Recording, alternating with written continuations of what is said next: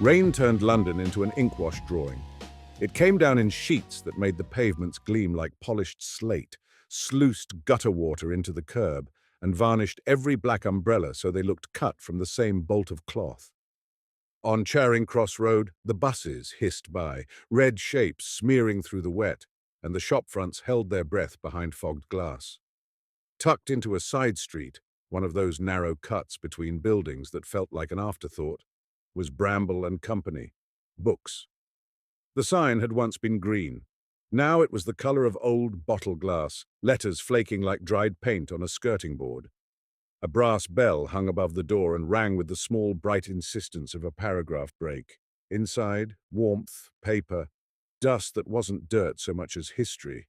The shop was long and tight, like a corridor someone had filled with books until it forgot it was meant for walking. Shelves climbed to a stained plaster ceiling. There were step stools with scuffed rungs and a narrow ladder on a rail that rarely moved because using it meant trusting your life to Victorian carpentry. Piles of books formed their own architecture, tottering towers of hardbacks, slanted walls of paperbacks, islands of new arrivals that always felt as if they'd washed up overnight. On mornings like this, the place seemed less like a shop and more like a living room for people who didn't have anywhere else to be. Ivy Calder stood just inside the door, Rain spotting her fringe, and tried not to look like someone who still couldn't believe she'd been hired. 21, sharp-eyed and hiding her nerves behind competence, Ivy wore an overlarge cardigan that smelled faintly of her flatmate's incense and London damp. Her tote bag, heavy with notebooks, bumped her hip as she shrugged it off. She set it on the counter under the watchful gaze of the shop cat. The cat was called Marmalade, despite being mostly grey. He was curled atop a stack of travel guides like a minor god, and he opened one yellow eye at Ivy as if to say, "I was here before you, and I will be here after you." Behind the counter, Gideon Bramble bent over a ledger book as though it were a confession. Gideon was in his 60s, thin in the way of men who had spent a lifetime avoiding meals because the day was busy and the books were calling. His hair, once black, had faded into smoke. Wire-rimmed glasses sat low on his nose.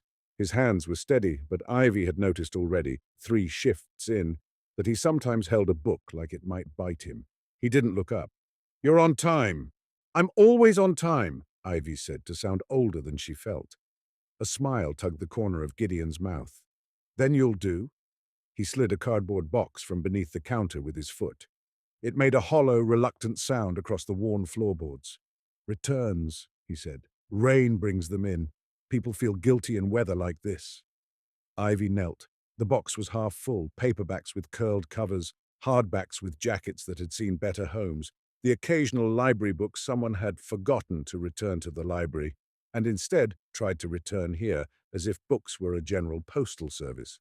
Sorting returns was the kind of job Gideon gave you when he wanted to see whether you respected the shop.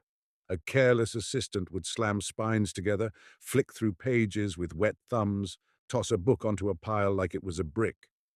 A good one would handle them the way you handled old letters, with the awareness that something private might be inside. Ivy was careful. She lifted each book, checked the inside cover for Bramble Company's stamp, checked the receipt if one was tucked inside, scanned the condition. Creased spine, dog-eared corner, tea stain that smelled faintly of bergamot.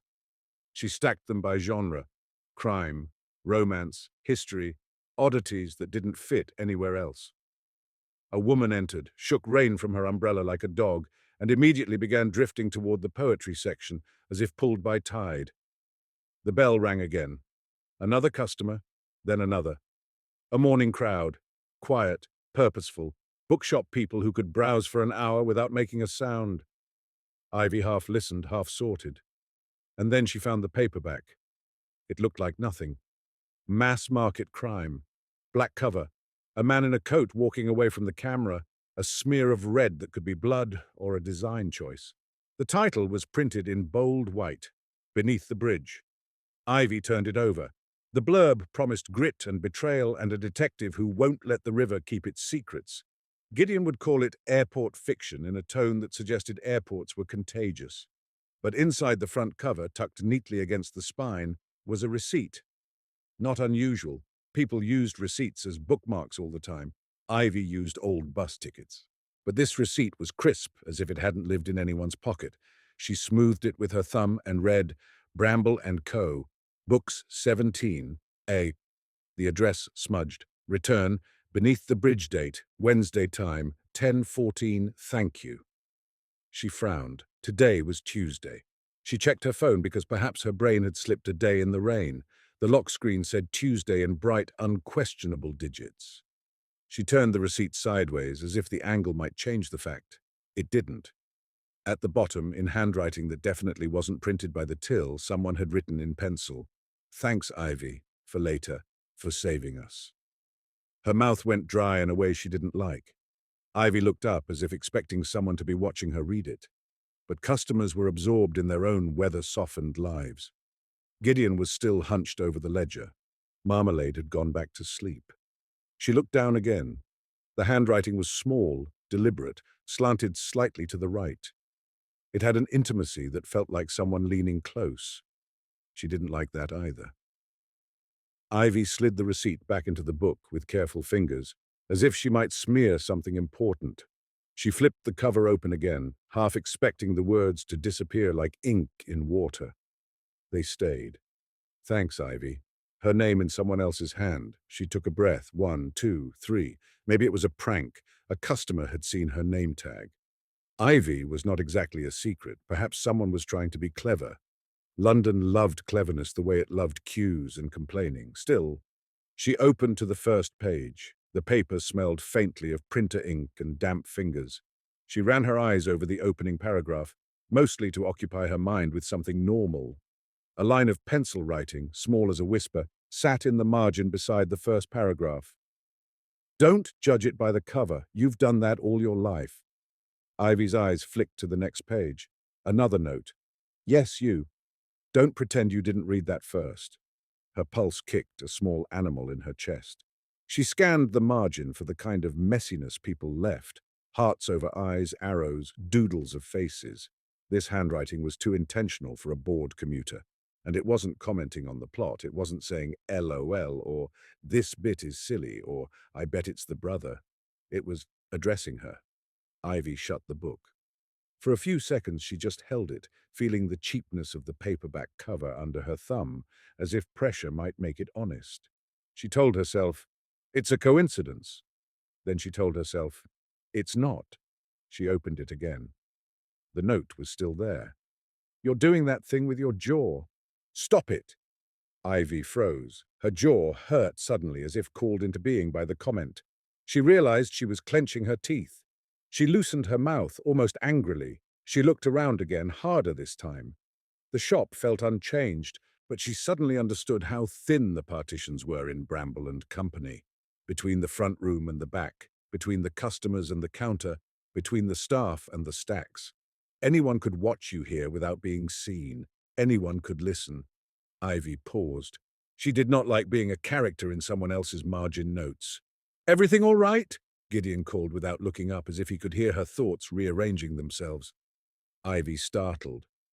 Fine, she said too quickly. Gideon hummed, which was his version of a shrug. Ivy slid the book under the counter like contraband. For the next half hour she tried to ignore it.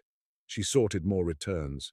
She took a stack of history hardbacks and shelved them on the wobbly unit near the back. She helped a man find a book about London's lost rivers. She smiled at a woman buying a cookbook and made a joke about rain making everyone hungry. She rang up 2 customers and pretended her fingers weren't shaking when she typed the price. But under the counter, the paperback seemed to radiate presence. It was stupid. It was paper and glue. It had no eyes. And yet Ivy felt watched. At 11, she couldn't stand it. She waited until Gideon disappeared into the back room. He did that periodically, like a lighthouse blinking. And then she pulled the book out again. She opened it to the middle, as if to catch the notes unprepared. She found a page where the detective in Beneath the Bridge was interrogating a suspect in a pub. In the margin, in pencil, when Gideon comes back, he'll have tea on his sleeve. He'll blame the rain. Don't laugh, even though you want to. Ivy stared. Her throat tightened. She glanced toward the back. Gideon was still inside, the curtain drawn across the doorway. This is ridiculous, Ivy told herself. Gideon emerged with a steaming mug in one hand and an old towel in the other. He was dabbing at his sleeve with mild irritation. He glanced down at the wet patch. "Tea's gotten everywhere," he muttered. "Weather does it, makes you clumsy." Ivy felt laughter bubble in her chest. Astonished, disbelieving laughter, the kind that wanted to be relief. She looked at Gideon's face, waiting for a wink, a sign that he knew this was happening. Gideon didn't look up. He did not wink. He did not smile. Ivy gulped her laughter whole. "Happens," she said, voice rough. Gideon gave a distracted nod and went back to the ledger. Ivy's hands were cold. She turned the page with careful fingers, as if she might touch a wire. That was the easy one. The pencil line looked smug. Ivy lowered the book, stared at it as if it might change shape. She felt absurdly like she was holding a live animal. A customer approached the counter. Ivy shoved the paperback away, heart hammering. She rang up a slim poetry collection, gave change, thanked the customer, smiled as if she was not one wrong thought away from screaming. When the customer left, Ivy leaned on the counter and exhaled through her nose. She had written stories since she was a teenager.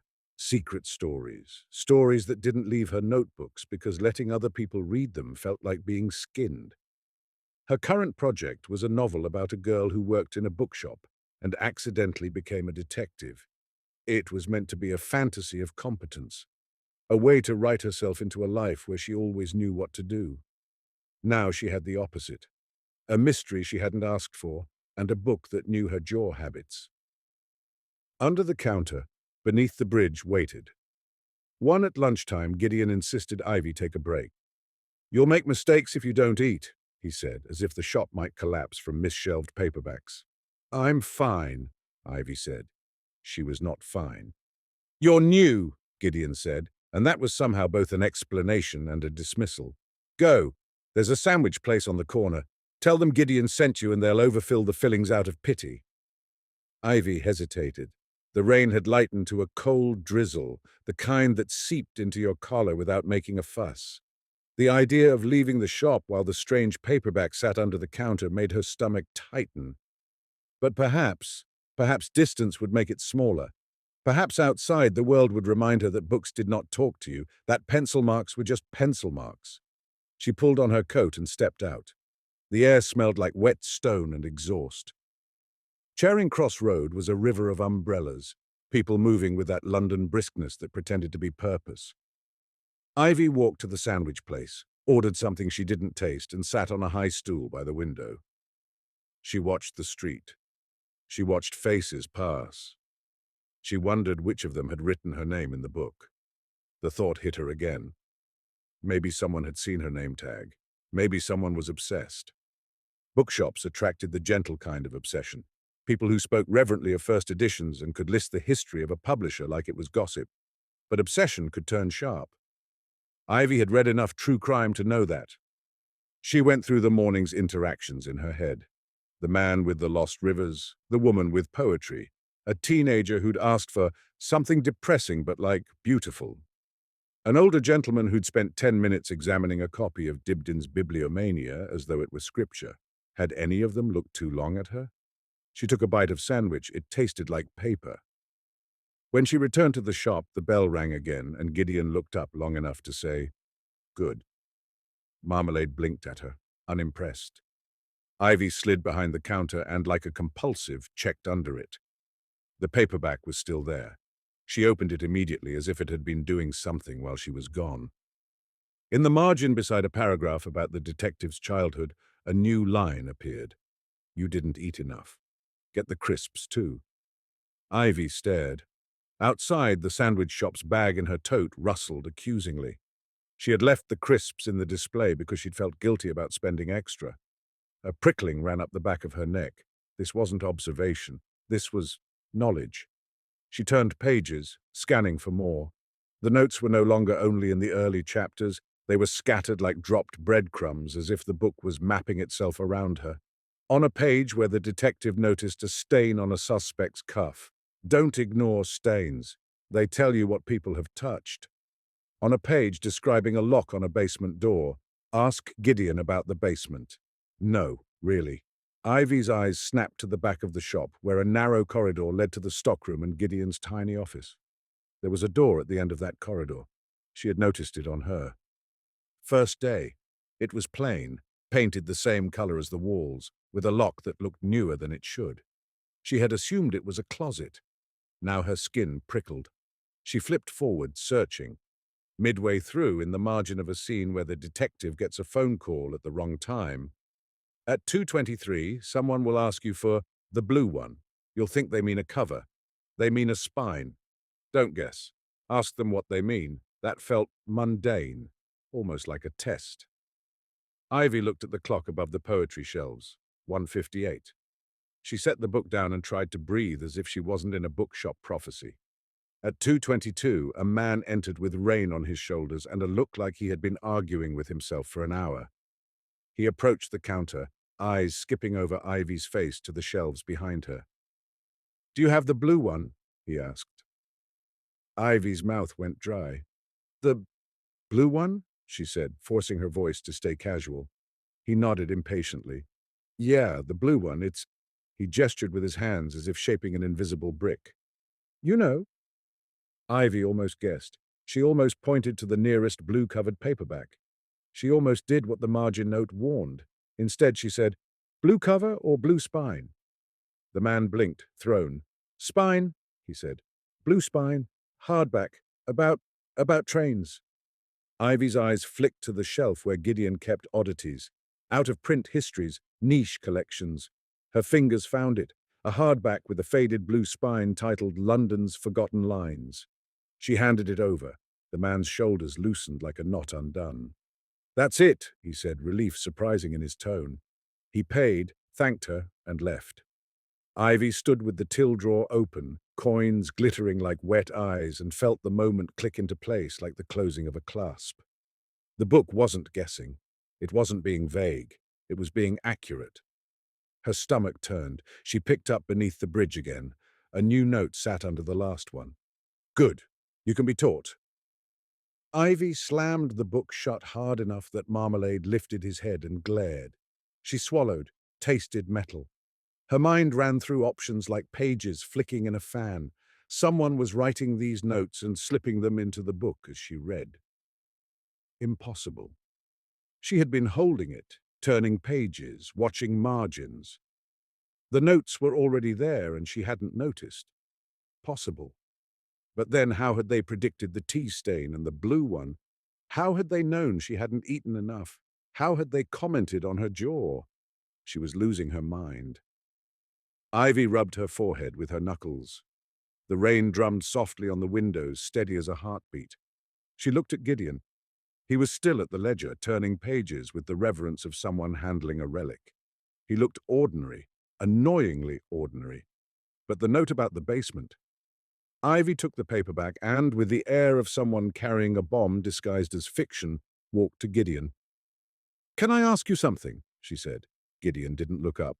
If it's about wages, ask me on payday. If it's about Marmalade, he eats more than you think. It's about returns," Ivy said quickly, and placed the book on the counter. "This one, was it sold recently?" Gideon's eyes flicked to the cover with the disinterest of a man asked to care about a plastic spoon. "Crime paperback," he said. "We sell dozens like it." "It has a return slip dated for tomorrow," Ivy said. That made him look up. His gaze sharpened, the way it did when a customer tried to haggle. He reached for the receipt, scanned it, and frowned. He said, and it was the first time Ivy had heard uncertainty in his voice. "Stamp's wrong." "So it's fake?" Ivy asked, relief trying to rise. Gideon ran his thumb along the edge of the receipt as if feeling for texture. "Could be a misset date. Happens. The till's old." "Our till is digital," Ivy said before she could stop herself. Gideon's eyes snapped to her. Something flickered, annoyance or surprise, or the small sting of being contradicted. He set the receipt down. "Then it's someone's joke," he said too quickly. "Students do things like this." "And the handwriting?" Ivy asked. Gideon's gaze went back to the words, "Thanks, Ivy, for later, for saving us." His mouth tightened. He slid the receipt back into the book, shut it, and pushed it toward her. The motion was casual, but his fingers lingered on the cover an instant too long, as if reluctant to let go. "Put it on the crime shelf," he said. "If it's returned, we resell it. That's how shops like this survive." Ivy's heart hammered. "I don't think it should go back out," she said. Gideon's brows rose. "Why?" "Because it's talking to me," she thought. "Because it knows things. Because it wrote my name like a promise." Instead, she said, "It's strange." Gideon's expression cooled. "Books are strange. That's the point." He looked down again, dismissing her. Conversation closed. Ivy stood there, the paperback heavy in her hands, feeling like she'd just tried to accuse a man of murder because she didn't like his tie. She went back behind the counter. She did not put the book on the crime shelf. She tucked it into her tote bag. For a moment she hesitated, expecting the book to protest. It didn't. It felt almost pleased, like a secret being carried where it wanted to go. 2. At home that night, Ivy spread the paperback on her bed as if preparing for surgery. Her flat in Bloomsbury was a third-floor walk-up with radiators that clanked like angry ghosts and a kitchen that smelled permanently of garlic. She shared it with two other people, one who studied architecture and one who studied sociology, both of whom believed that the best way to process the world was to have loud opinions about it. Ivy waited until they were out. Then she locked her bedroom door. She turned on her desk lamp. The light fell in a warm circle on the book's cover. She took a notebook from her tote, one of her writing notebooks, with the title of her secret novel scribbled in the front, "The Girl Who Finds Things." She stared at that title now and felt a shiver of irony. Ivy opened beneath the bridge to the first margin note. "Don't judge it by the cover. You've done that all your life." She read it slowly. She looked at the pencil. It was ordinary graphite, slightly smudged at the edges. She could see the pressure marks where the writer had pressed harder on certain letters. She licked her finger and rubbed the note gently. It didn't smear. It didn't fade. It stayed stubbornly there. She flipped to another note. "Stop clenching your jaw." She forced herself to relax. Then, because she had grown up on detective stories and her own half-finished manuscript had taught her something about evidence, she tested. She took a pencil, her pencil, chewed at the end from anxious habits, and wrote in the margin beside a paragraph, "Who are you?" The graphite looked too dark compared to the other handwriting. Ivy's letters were blocky, impatient. She stared at the page for a full minute, half expecting it to answer immediately like a text message. Nothing happened. She felt foolish and relieved at the same time. Then, slowly, as if the paper were remembering it had a voice, pencil appeared where there had been blank margin. Not in her hand. She wasn't holding anything. The pencil marks formed as if written by an invisible point, the letters shaping themselves with the same small, deliberate slant. "You don't get names yet." Ivy's breath caught. A laugh of shock tried to escape and got stuck in her throat. The new line was fresh enough that the graphite looked slightly shiny. She touched it. It smudged faintly like a normal pencil line. It was real. Ivy's hand trembled. "No," she whispered to no one. The margin answered, a new line forming underneath. "Yes." Ivy snapped the book shut. She sat back on her heels on the bed, staring at the closed cover as if it might sprout teeth.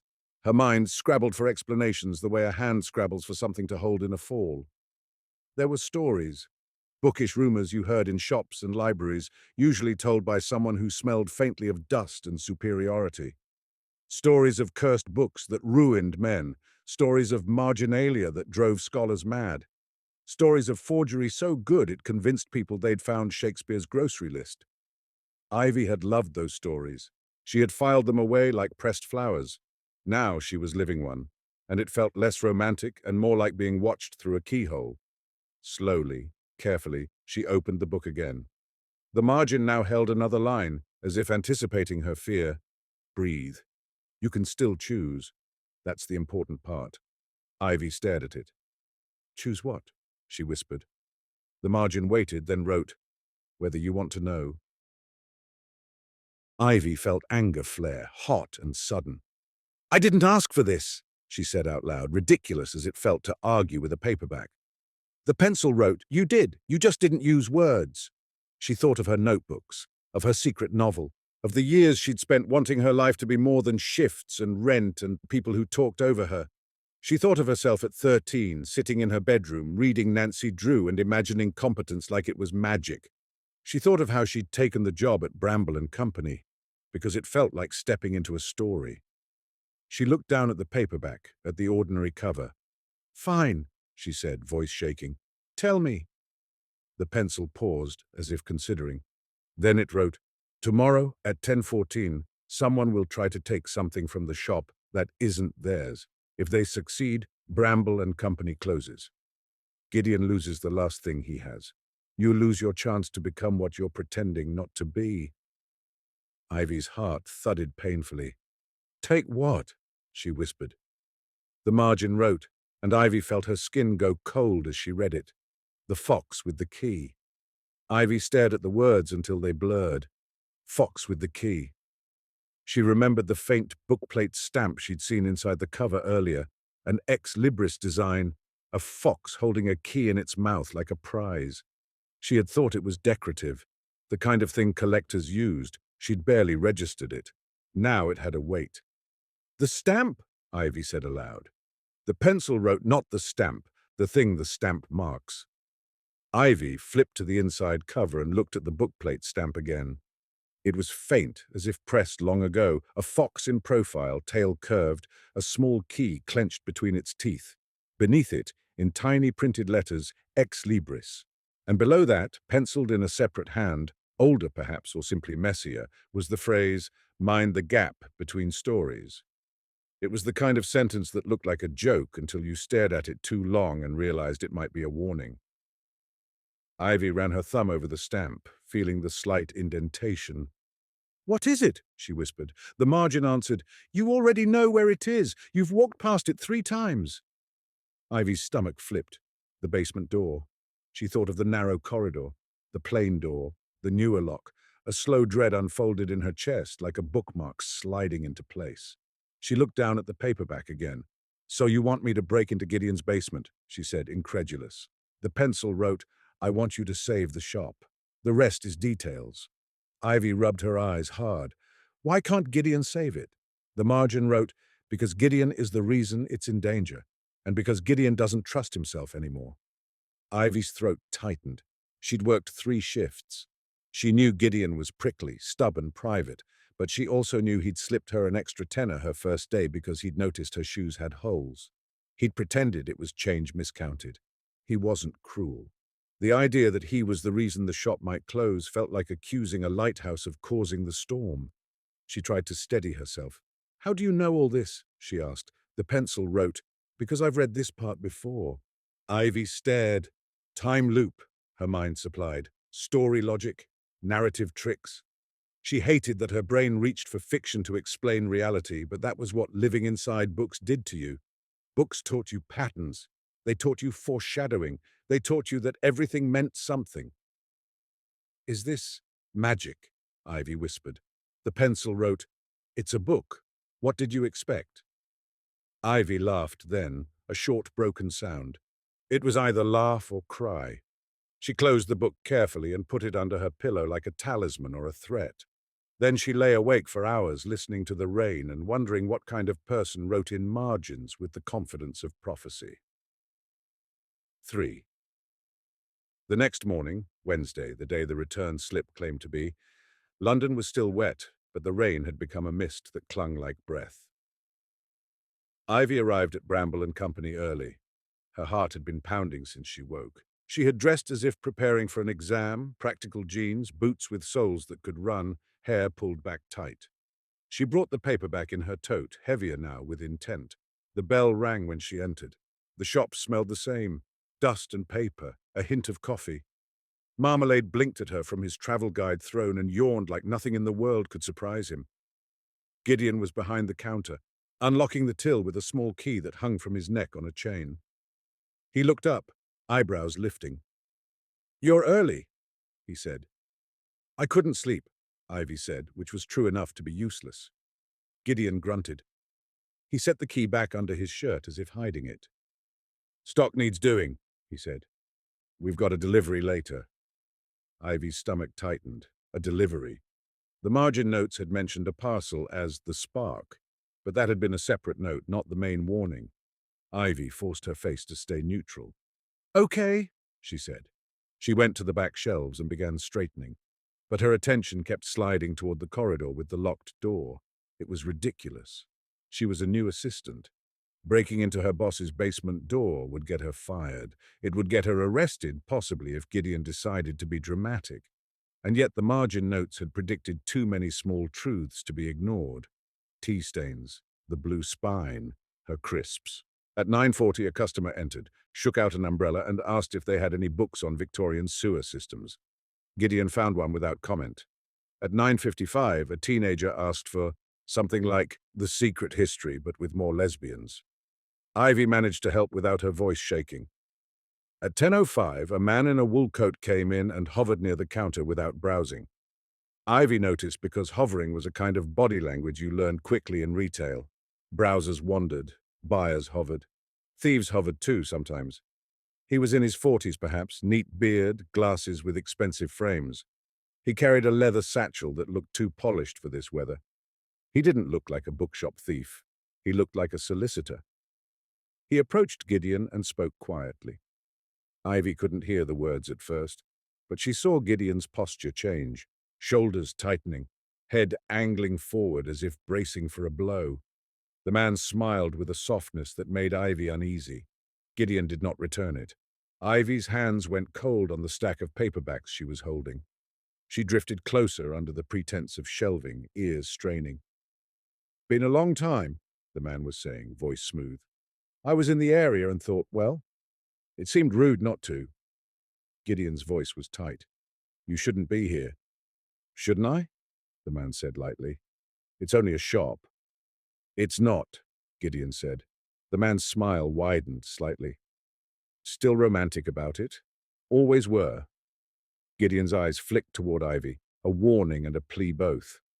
Ivy pretended not to see, focused on aligning spines. The man glanced at Ivy and nodded politely. "New assistant?" he asked. Ivy forced a customer service smile. "Just started," she said. "How lovely," the man said, but his eyes assessed her in a way that felt like turning pages.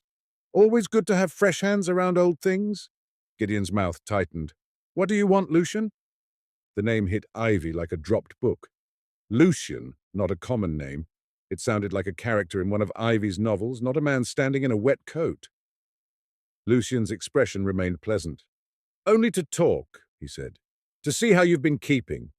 His gaze slid past Gideon toward the corridor, toward the basement door.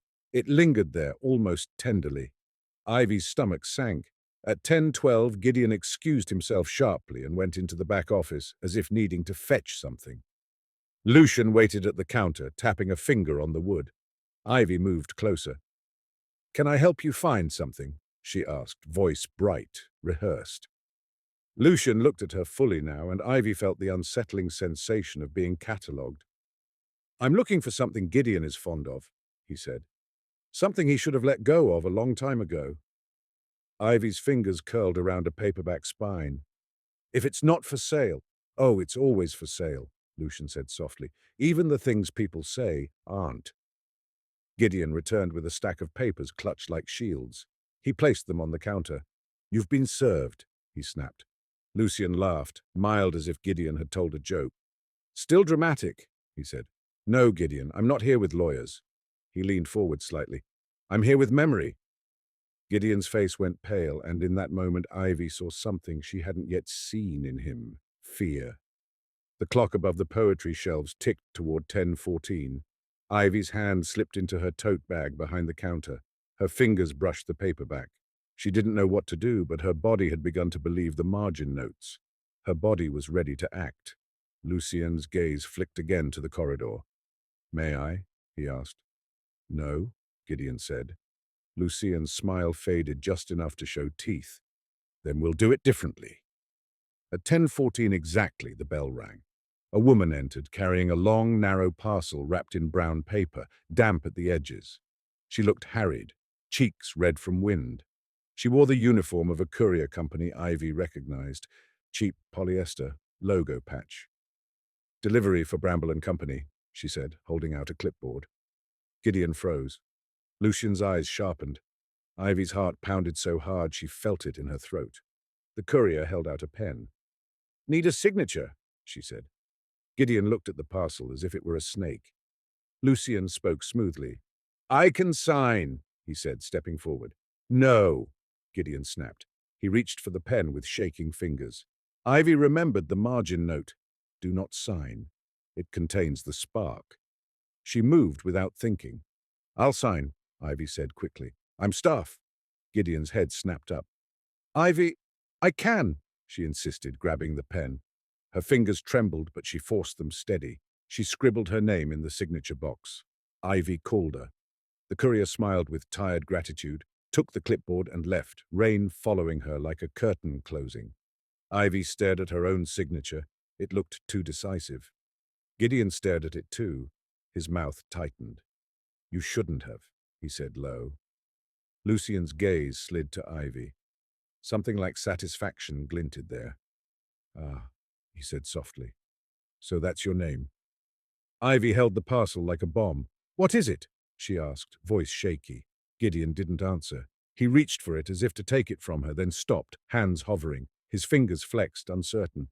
Lucian leaned forward. "Open it," he said. "No," Gideon said again, voice rough. "Leave." Lucian's smile returned. "Not until I see," he murmured. Ivy's palms were sweaty on the brown paper. She looked down at it. There were no return addresses, only a printed label with the shop's address and the words, "Fragile. Handle with care." As if it knew where it was. Her tote bag bumped her hip. The paperback inside felt like it was pressing against her through canvas. Ivy set the parcel on the counter. "We can open it later," she said, trying for calm. "Now," he said, and the softness in his voice hardened. "Or I assume you're hiding it." Gideon's hand slammed on the counter. The sound cracked through the shop's quiet like a gunshot. Customers glanced up, startled. "Out!" Gideon snarled. Lucian held up his hands in mock surrender. "As you wish," he said, voice mild. But his gaze flicked once more toward the corridor. "We will have to talk, Gideon. It's overdue." He turned to Ivy, smile almost kind. "It was good to meet you," he said. "Be careful what you return. Some things come back wrong." Then he left. The bell rang behind him, bright and indifferent. Gideon sagged as if something essential had been pulled from his spine. He stared at the parcel on the counter. "Who was that?" Ivy asked, her voice barely above a whisper. Gideon's eyes were glassy. "A mistake," he said. "That's not an answer." Gideon looked at her then properly, and Ivy saw the strain in his face like cracks in porcelain. "No," he agreed softly. "It isn't." The shop had gone quiet. Even Marmalade watched from his perch, tail flicking. "Put the parcel in the back," he said. "Don't open it." Ivy hesitated. "What is it?" Gideon's jaw tightened. "A reminder," he said. "And if you don't do what I say, it'll be a disaster." Ivy's hands clenched. The margin notes had said, if they succeed, Bramble and Company closes. Lucian had wanted to see the parcel. Gideon was terrified of it, the parcel, the basement, the fox and key. These weren't separate threads. They were braided. Ivy picked up the parcel and carried it toward the back corridor. As she passed the locked door, she felt the air change, cooler, like the breath from a cellar. She stopped, staring at the lock. Her hand hovered over it. She could go back. She could listen to Gideon. She could keep her job. Or she could do what the book had told her to do and step into whatever story this was. Ivy's fingers slid into her tote bag and found the paperback. She pulled it out with one hand while holding the parcel with the other, absurdly juggling the weight of two mysteries. She opened beneath the bridge to the page where the margin had written about the basement. The pencil was already there, as if waiting. "Now, before you lose your nerve." Ivy's throat tightened. She whispered, "How?" The pencil wrote, "Ask him for the key. He wears it like a penance." Ivy's gaze flicked to Gideon's chest. The chain. The small key hidden under his shirt. A key for the till, she'd assumed. Maybe it was for more. She waited, turned back toward the counter. Gideon was watching her, his expression wary. He followed her eyes to his chest and stiffened. "No," he said before she could speak. I haven't said anything, Ivy replied, voice steady in a way she didn't feel. Gideon's eyes narrowed. You're thinking loudly. Ivy's grip tightened on the book. You're hiding something, she said. Gideon's face hardened. Everyone hides something. Ivy took a breath. Lucian, she said. The parcel, the locked door, the book. She stopped herself on the last word, but Gideon's eyes flickered. The book? He repeated. And in that instant, Ivy knew. Gideon had seen it before, or something like it. Something about her saying the book landed like a punch. Ivy leaned forward slightly. What's in the basement? She asked. Gideon's mouth tightened. For a moment he looked older than 60, ancient, worn by secrets. Nothing you need to worry about, he said. Ivy laughed, short and sharp. I think it's exactly what I need to worry about. Gideon's gaze flicked toward the customers, the shop. His voice dropped. Not here, he hissed. Not now. When? Ivy demanded. Gideon's eyes flashed. When I decide, he snapped, then seemed to hear himself, to realize how it sounded. His shoulders sagged. Please, he said, and it was the first time Ivy had heard him say that word. Don't. Ivy hesitated. A part of her wanted to step back, to respect the plea in his voice. Gideon was not a villain. He was a man who loved books so much he'd built his life out of them. But another part of her, the part that had taken this job for the story, the part that had written detectives into her notebooks, could not turn away now. She looked down at the margin note. If you don't go, you'll spend years wondering what you missed. Years. Ask me how I know. Ivy felt the words land in her chest like a weight. She raised her gaze to Gideon. If I help you, she said quietly, will you tell me the truth? Gideon's eyes searched her face, measuring. His expression tightened. There isn't a truth you can handle, he said. Ivy's voice shook. Try me. For a long moment, Gideon said nothing. The shop's quiet pressed in. A customer turned a page. The bell didn't ring. London continued outside, wet and indifferent. Finally, Gideon exhaled as if giving up a fight he'd been losing for years. He reached under his shirt and pulled out the key on its chain. It was small, old, not the modern cut of a till key. It was ornate, the bow shaped like a simple loop. He held it in his palm. Ivy stared at it. It looked like something that belonged in a pocket watch, not a cash register. Gideon's voice was rough. If I give you this, he said, you don't get to pretend you didn't see anything. You don't get to go back to being new assistant. You understand that? I already can't, she said, and felt the truth of it. Gideon studied her for a moment longer, then nodded once, sharp. Back room, he said, and turned, moving with sudden purpose. Ivy followed, clutching the parcel and the paperback like twin evidences. The corridor was narrow, lined with boxes of stock. Gideon stopped at the locked door and held the key up. His hand trembled slightly. I promised myself I wouldn't open it again, he said, voice low, as if admitting something to a priest. Ivy felt a chill. What is down there? She asked. Gideon's jaw clenched. A mistake, he repeated. Then he slid the key into the lock. It turned with a soft, reluctant click. The door opened. Cold air spilled out, smelling of stone and dust and something metallic, like old coins or old blood. Gideon hesitated on the threshold, eyes shadowed. Ivy stepped past him. She didn't mean to. Her feet moved as if the story had traction. A staircase descended into darkness, narrow and steep. The air changed with each step down, becoming cooler, heavier, as if the basement held its own weather. Ivy's phone light cut a thin path. Gideon followed, his breath shallow. At the bottom was a room. Not a storage cellar like Ivy expected, not a pile of boxes and mold. It was a library. Shelves lined the walls, built into the stone as if the building itself had grown them. The books were older, leather spines, cloth bindings, titles in gold that had faded to ghosts. A heavy table sat in the center, and on it, under a glass dome, lay something wrapped in dark cloth. Gideon moved toward the table with the air of a man approaching a grave. Ivy's heart hammered. She looked around, taking it in. On the far wall hung a framed print, a fox holding a key, the same symbol. Her throat tightened. What is this? Ivy whispered. Gideon's voice was quiet. This is what Bramble and Company was before it was a shop, he said. This was a collection, a trust, a covenant. A covenant with who? Ivy asked. Gideon's mouth tightened. With the kind of people who think books are not just books, he said. The paperback in her hand felt suddenly heavier, as if recognizing its own kind. Gideon looked at it, his eyes focused. "Where did you get that?" he demanded. Ivy's pulse spiked. "It was in the returns," she said. "It has margin notes. She hesitated, then decided there was no point pretending. "It talks." Gideon's face went pale. He stepped closer, eyes fixed on the paperback like it was a snake. "No," he whispered. Ivy felt anger flare again. "So you do know," she said. Gideon's voice was strained.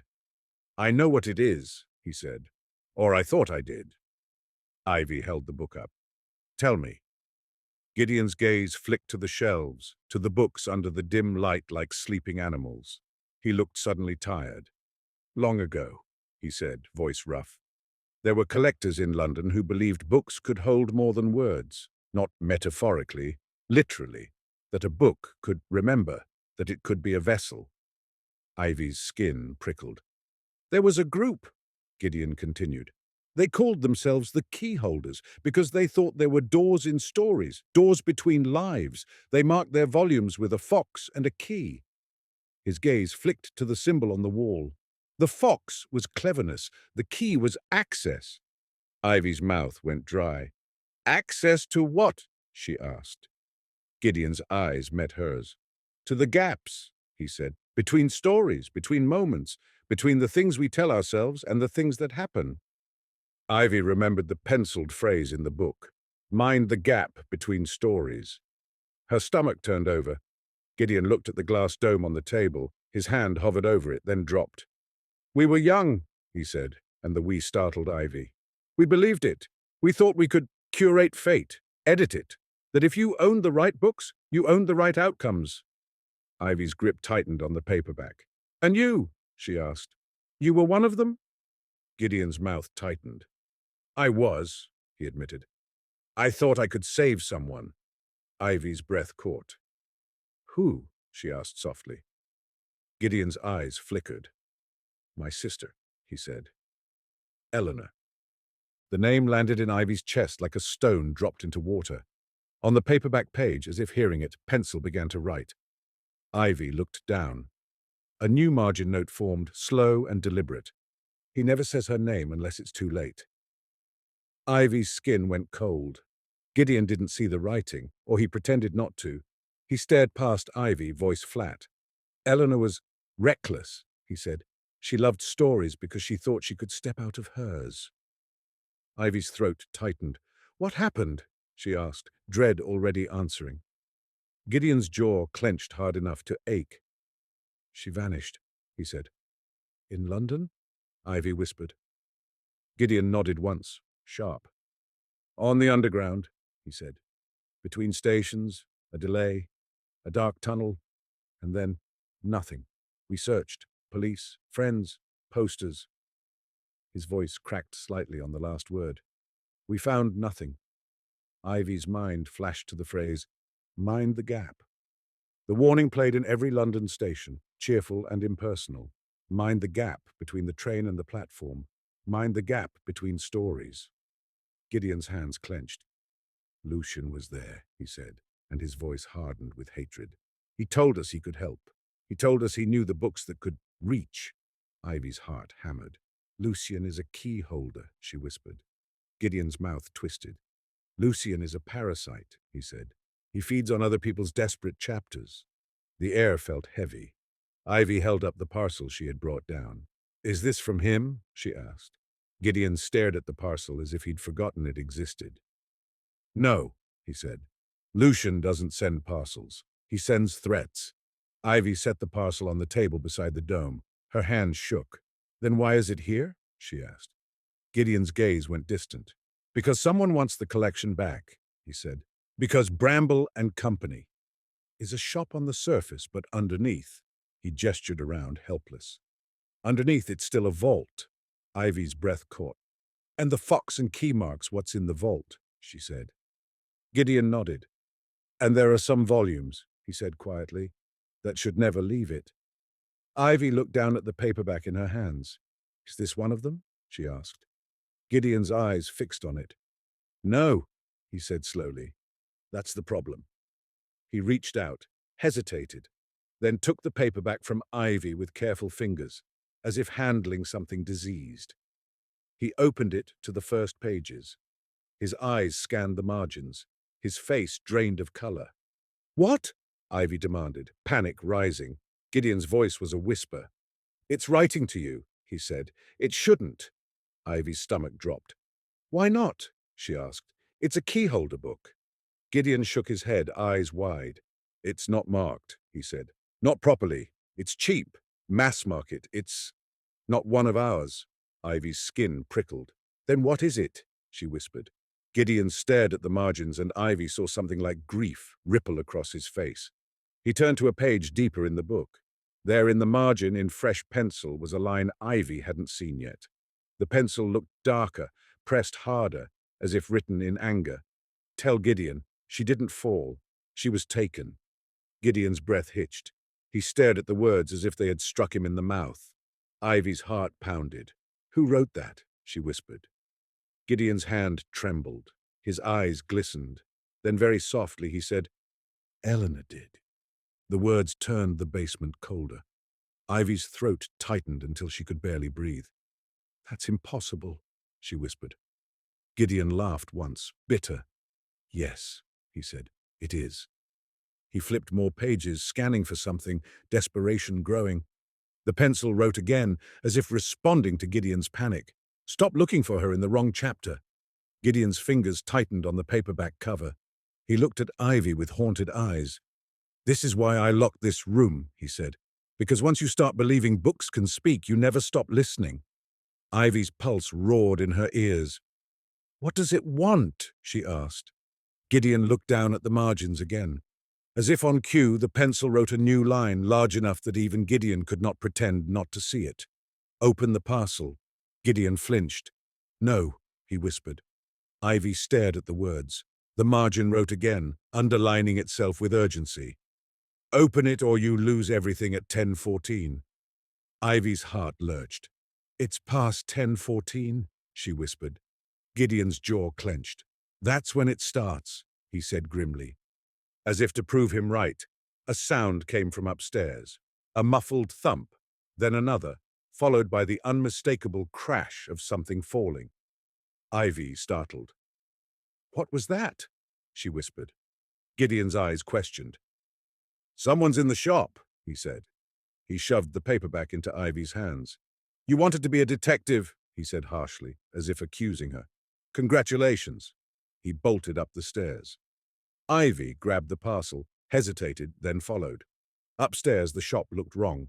A shelf near the front had been knocked. Books lay scattered like fallen birds. A customer, an older man with an umbrella, stood frozen, eyes wide. Gideon rushed to the counter. Behind it, the till drawer was open, empty.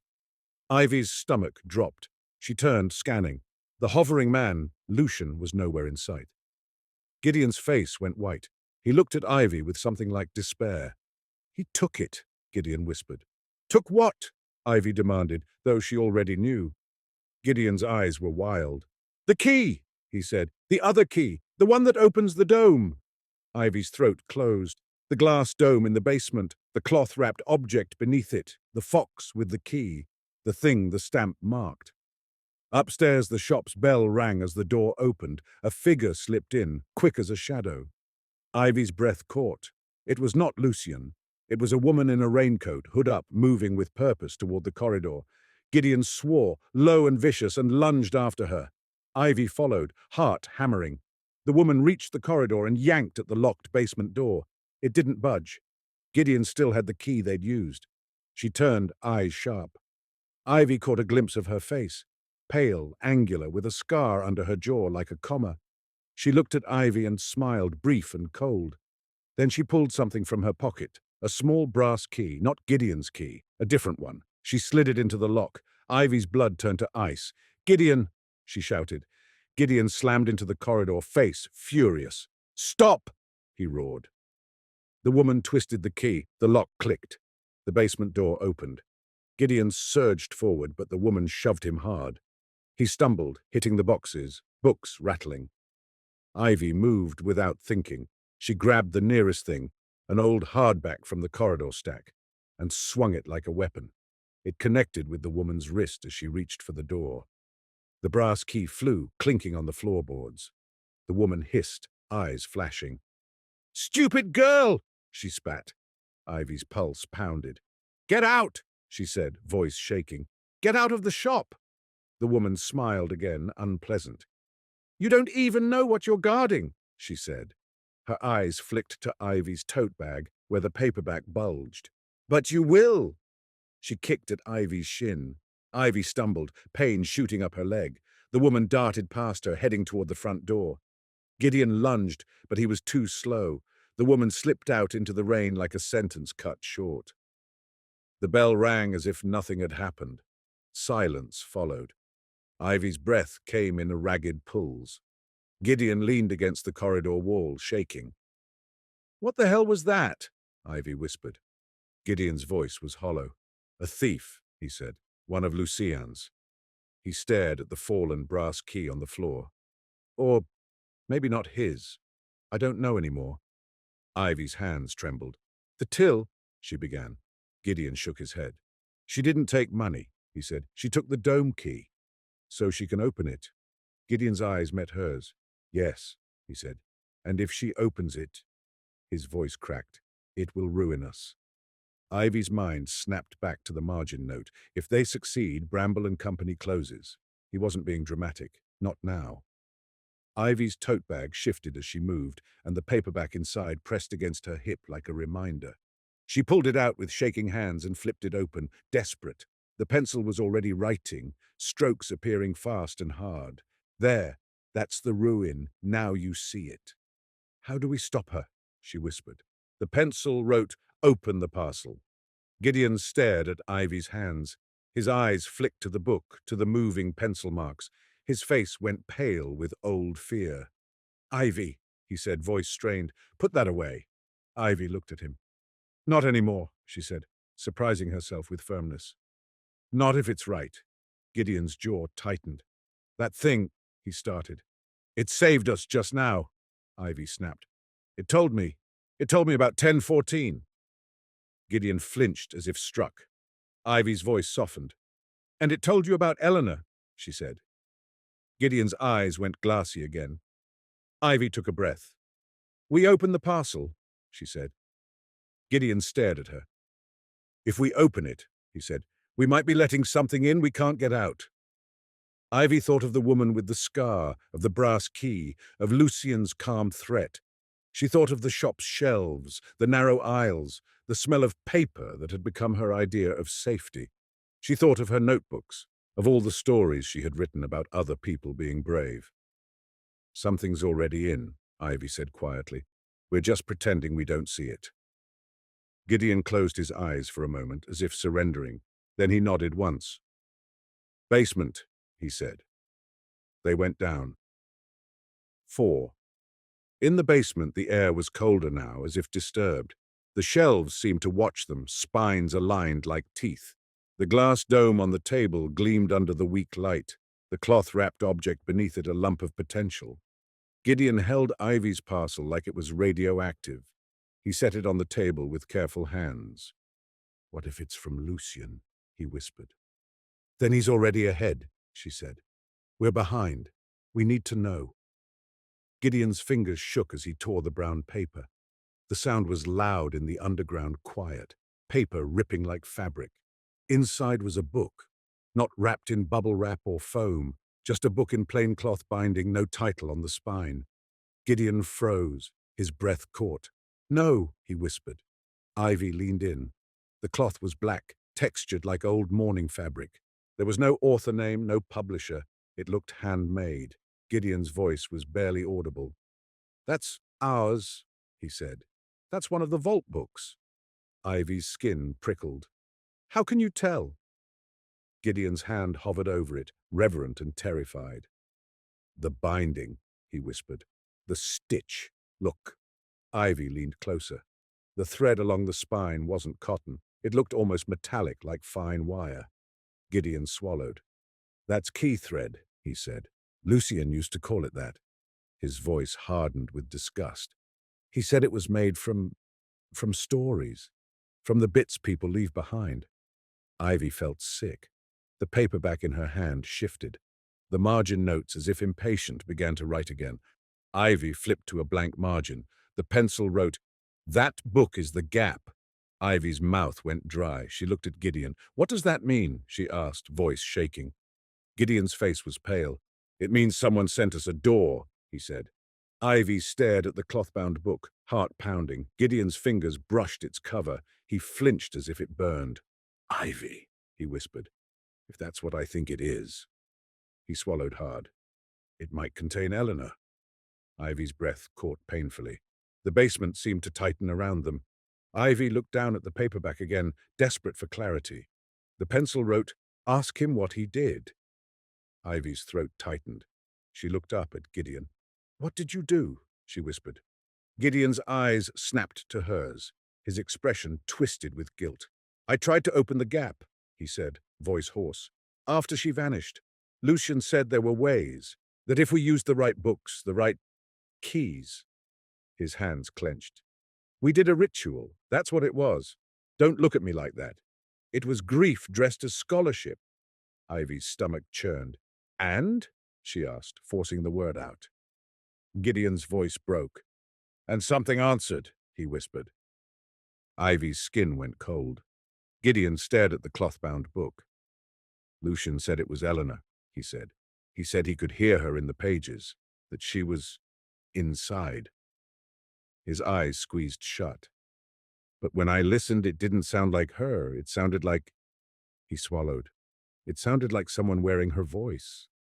Ivy's throat tightened. "What did you do?" she asked again, softer. Gideon's eyes opened, wet. "I shut it," he whispered. "I locked it down here. I marked the shop as a cover. I spent years pretending it was just a shop." He laughed bitterly. As if a shop could hide something like that. Ivy's heart hammered. "And now someone wants it," she said. Gideon nodded, jaw clenched. "Lucian always wants it," he whispered. "He thinks if he controls the gap, he controls the city, the stories people live without knowing." His gaze sharpened with hatred. "He thinks he can rewrite." She thought of her own writing, of how intoxicating it felt to control a character's fate, to decide who suffered and who survived. The idea of someone doing that with real lives made her stomach twist. The paperback in her hand felt suddenly like a weapon. Ivy looked down at it. "Who's writing in you?" she whispered. "Eleanor." The pencil wrote, slow and deliberate. "Not only." Ivy's breath caught. Gideon watched the pencil form words, horror on his face. The margin wrote again, "You need a key that isn't a key." Ivy frowned, confusion fighting panic. "What does that mean?" The pencil wrote, "A return." Ivy's mind flashed back to the return slip dated tomorrow. Return. Bramble and Company ran on returns. Books went out, came back, went out again. A circulation like blood. A key that isn't a key. A return. Her heart thudded. "We have to return something," she said slowly. Gideon stared. "Return what?" he demanded. The pencil answered before Ivy could. "Me." Ivy froze. "What?" she whispered. The margin wrote, more urgently now, "Put me back where you found me, tomorrow, 10:14. Ivy's stomach dropped. She looked at Gideon, helpless. "It wants to be returned," she said. Gideon's face tightened. "That's insane," he snapped, then stopped, seeing the panic on Ivy's face. He rubbed his forehead with shaking fingers. "Everything is insane," he muttered. Ivy's mind spun. Return the paperback tomorrow at 10:14. That would complete the loop. That would make the return slip dated tomorrow make sense because she would stamp it tomorrow and tuck it inside. But how could she stamp it? How could she create a receipt for a book she hadn't sold? Unless the till would do it. Unless she printed it. Unless the book wanted her to become the one who started this. Ivy felt a cold bloom of understanding. Stories liked loops. Mysteries liked circles. And she had always known, hadn't she, that the best detective stories were the ones where the clue was in your hand from the beginning. The pencil wrote again, softer, as if coaxing, "Trust yourself. You're the only one who can put it in the right place." Ivy's throat tightened. Gideon's voice was raw. "Ivy," he said, "don't listen to it." Ivy looked at him. "Then what?" she demanded. "We do nothing and wait for Lucian's people to come back with keys." Gideon's hands clenched. His gaze flicked to the cloth-bound book on the table, to the dome, to the shelves. He looked trapped. Ivy's mind raced. "If this is about returns," she said, thinking aloud, "maybe the shop itself is a mechanism. Books go out, come back, keep the gap. Stable." She looked at Gideon. "Maybe you've been keeping it stable without knowing." Gideon's mouth tightened. "I've been keeping it buried," he said bitterly. Ivy glanced at the cloth-bound book.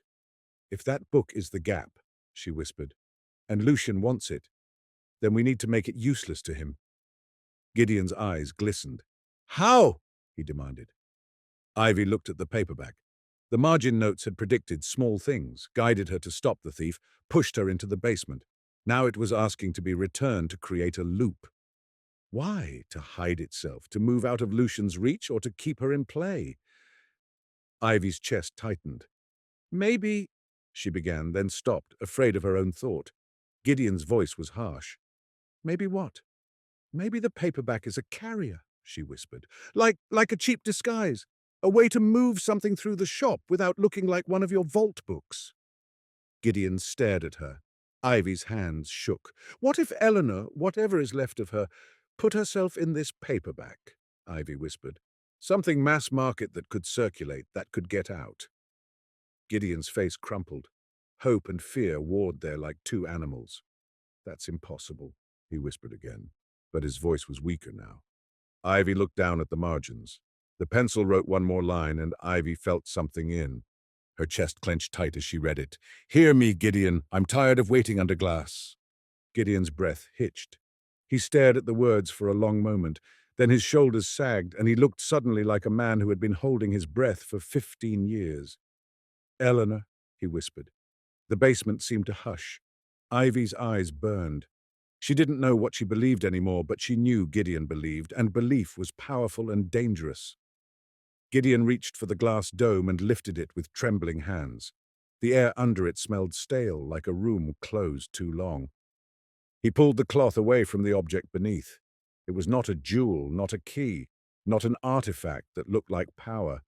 It was a bookplate stamp, an old metal press with the fox and key emblem engraved on its face.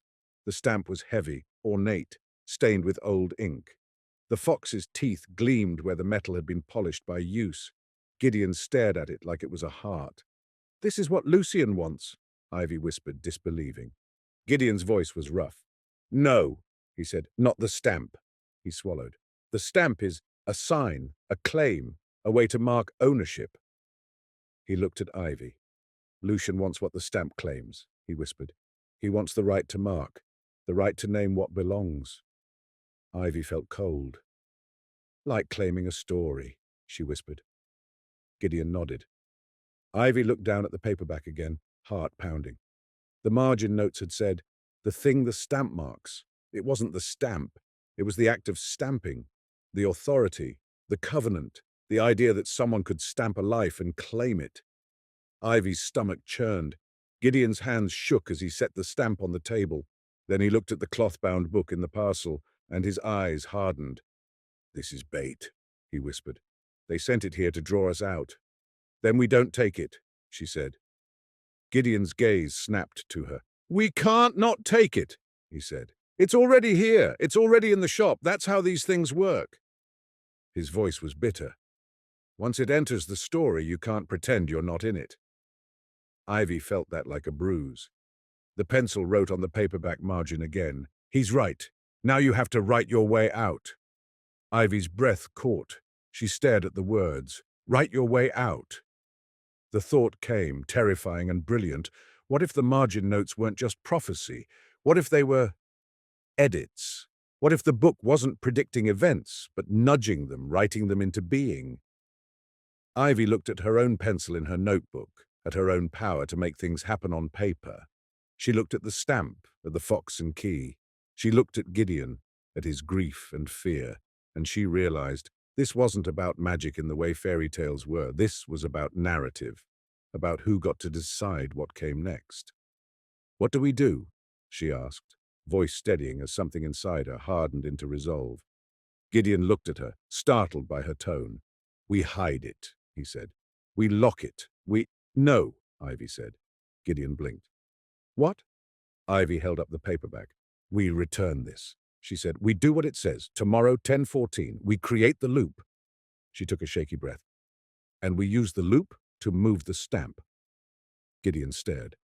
"Move it where?" he demanded. Ivy's mind raced. "Out," she whispered. "Out of the basement, out of Lucian's reach." She hesitated.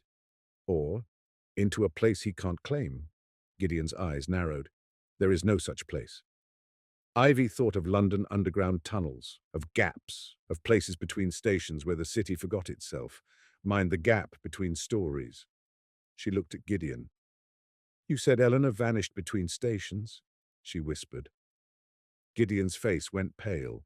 Ivy's voice shook. "What if that's where it is?" she said. "The place Lucian can't fully enter."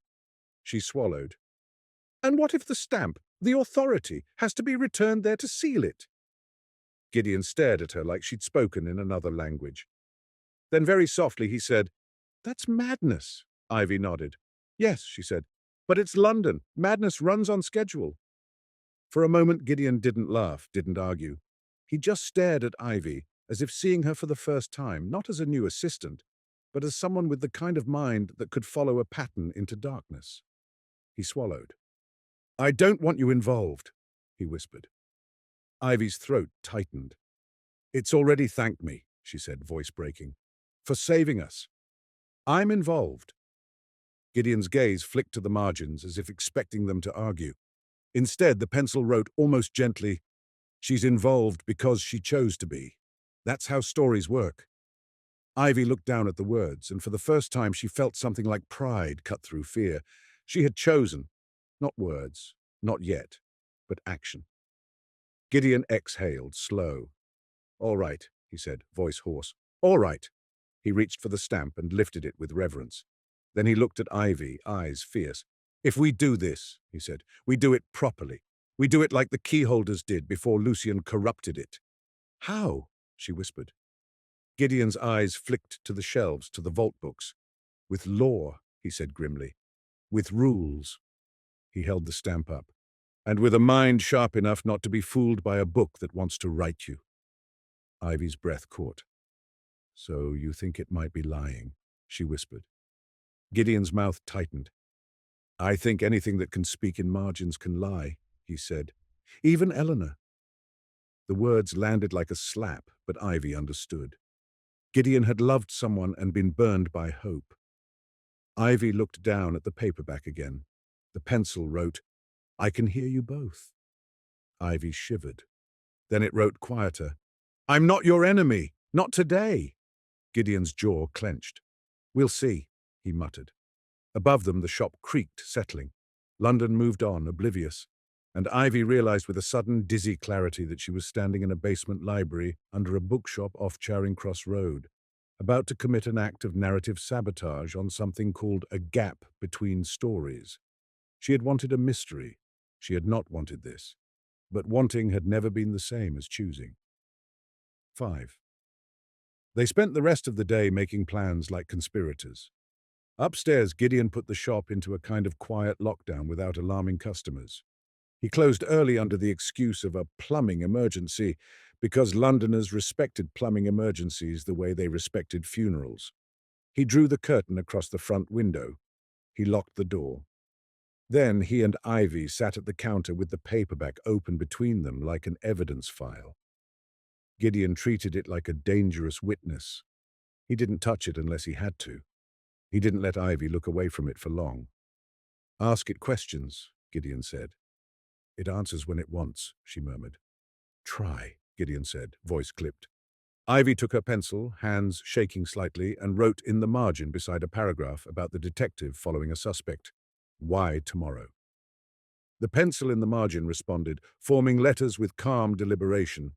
"Because you need time to decide who you're going to be." Ivy's chest tightened. Gideon snorted. "It thinks it's a therapist," he muttered. Ivy wrote again, "Who sent the parcel?" The margin answered, "Not Lucian. Someone who wants him distracted." Ivy glanced up at Gideon, his brow furrowed. Ivy wrote, "The woman with the scar. Who is she?" The pencil paused as if reluctant. Then, "A reader who got bored." Ivy's stomach turned. "A reader?" she whispered. Gideon's face hardened. "Keyholder jargon," he said.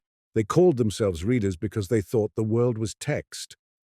Ivy wrote again, throat tight, "Is Eleanor really in here?" The pencil responded, and the answer made Ivy's skin prickle. "She's in everywhere you remember her. This is just a place with edges." Gideon stared at that for a long moment. His eyes shone with something like grief. Then he leaned closer and spoke aloud, voice low. "Eleanor," he said, and the softness in his voice shocked Ivy. "If that's you, tell me something only you would know." Ivy held her breath. The pencil moved. "You used to steal my bookmarks and pretend you'd found them in plot twists." Gideon's face crumpled. He squeezed his eyes shut, a sound escaping his throat that might have been a laugh or a sob. Ivy felt tears sting her own eyes, sympathy and horror tangling. Gideon wiped at his face roughly. "All right," he whispered. "All right." He looked at Ivy, eyes fierce with sudden purpose. "Tomorrow," he said. "We do it." Ivy swallowed hard. "Return the book," she whispered. "And the stamp," Gideon said. Ivy glanced toward the basement corridor. "Where do we return the stamp?" she asked. Gideon's jaw clenched. "To the place Eleanor vanished," he said, voice hard. "If your theory is right," he swallowed. "If there is a gap under the underground, that's where it is. And if the stamp's authority is what holds it open—" He looked at Ivy. "We take it there and we close it." Ivy's heart hammered. "How do we get down there?" she whispered. Gideon's mouth tightened. "Lucian did," he said. "He had contacts, he had keys." He glanced at the symbol on the shop's wall, the fox holding a key. "We'll have to find our own way." Ivy's mind raced. Stations, staff doors, maintenance corridors, London hidden under London. Her stomach churned with fear and excitement. The detective part of her, the part she'd written in notebooks, leaned forward like a hungry thing. Gideon stood suddenly, restless. He went to the shelf behind the counter and pulled out a thin volume with a faded spine. London Underground, Disused Stations and Hidden Lines. He placed it on the counter, flipped it open. Photos of bricked-up platforms and ghost tunnels stared up. "You wanted law," Gideon said harshly. "Here's law. The underground is full of gaps, places people forgot, places sealed but not gone." "And we're going into one," she whispered. Gideon's eyes were grim. "Yes," he said. "And if you panic, if you run, if you do anything stupid—" "I won't," Ivy said, though her voice shook. Gideon looked at her sharply. "You say that now?" he muttered. Ivy looked down at her notebook, peeking out of her tote. The title, "The Girl Who Finds Things," glared at her like a dare. She looked at the paperback again. The pencil wrote, as if reading her thoughts, "You can be brave without being foolish. I promise." Ivy's throat tightened. "Do you?" she whispered. The pencil responded, "I didn't always." Ivy stared at that line, a chill running through her. Not always. As if the voice in the margins had lived through versions of this where bravery had become recklessness and cost something. Ivy looked at Gideon. He was staring at the line too, face hard. "You see," he said quietly, "it remembers," Ivy whispered, "so it can repeat." Gideon nodded once. Ivy's hands clenched. "Then we make sure this is the version where we win," she said.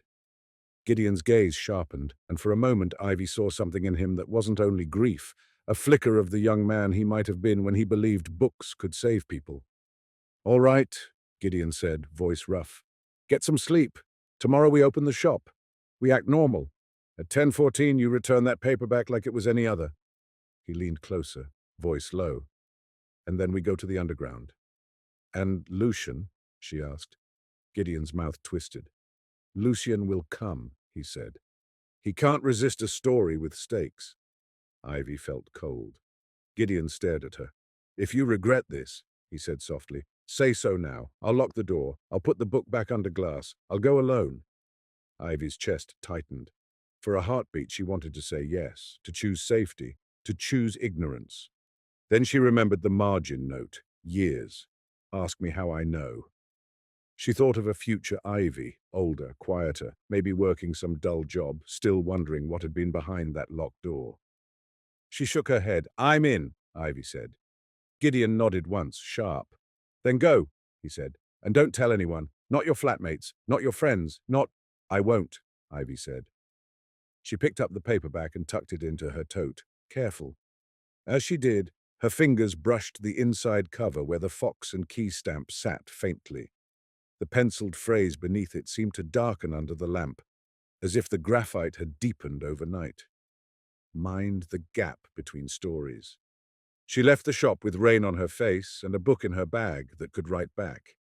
Outside, London carried on. People hurried to trains. Cars splashed through puddles. The city did not notice that a story had begun moving under its feet. Thursday morning came with brittle cold. Thursday morning came with brittle cold. The sky was the color of dishwater, but the rain had stopped.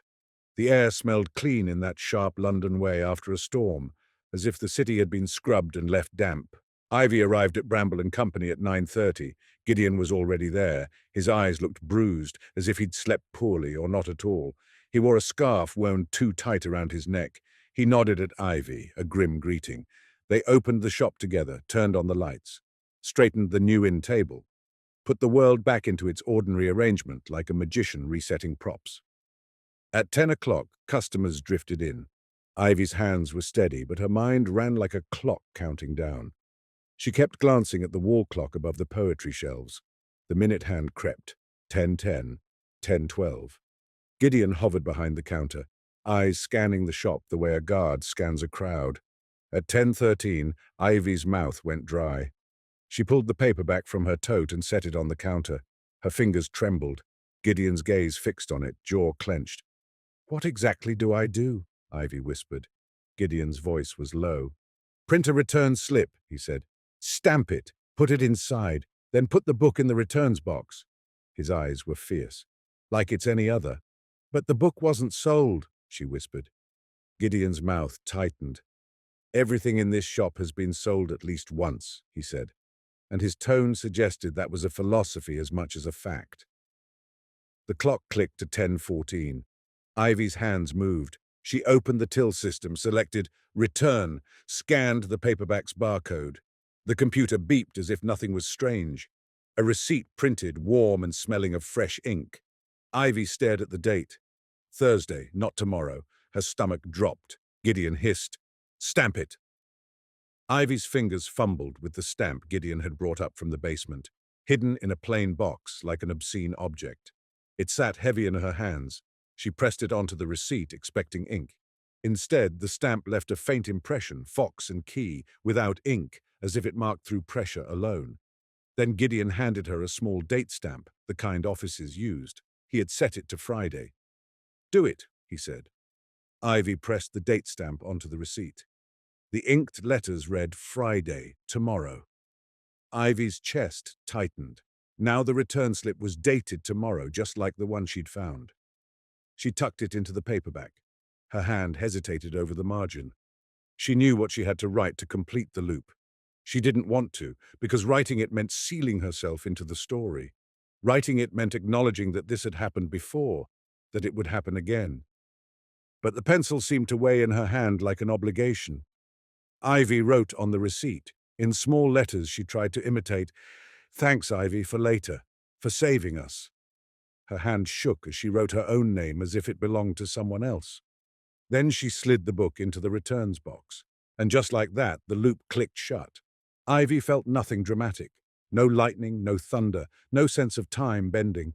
Only the quiet satisfaction of an action completed.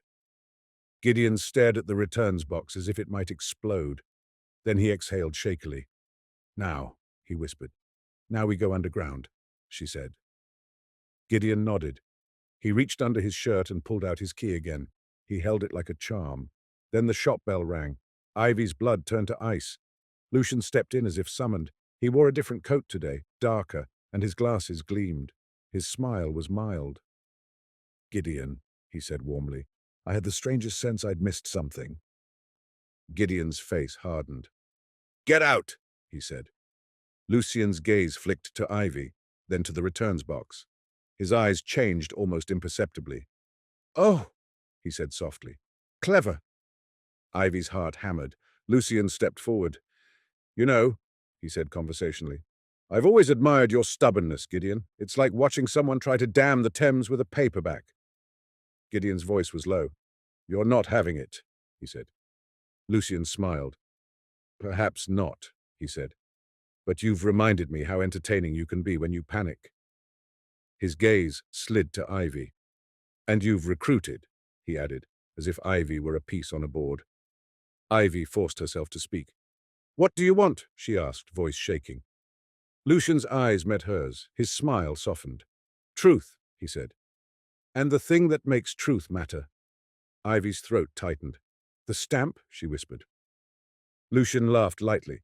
"The stamp is theatre," he said. "A prop." His gaze sharpened. "I want the book that writes back." Ivy's breath caught. Lucian stepped closer. "It's rare," he murmured. "A self-indexing volume, a book with memory and appetite." He looked almost reverent, like a collector glimpsing a first edition. "Do you know what people would pay for that? Not money, something more interesting." Gideon's jaw clenched. "You're not getting it," he said again, like a mantra. Lucian sighed. "Gideon," he said, voice mild, "you can't keep it from me. The gap belongs to the one who understands it best." Gideon's eyes flashed. "You understand nothing," he snapped. "You just want control." Lucian's smile cooled. "Control is understanding," he said softly. Then, without warning, Lucian reached over the counter toward the returns box.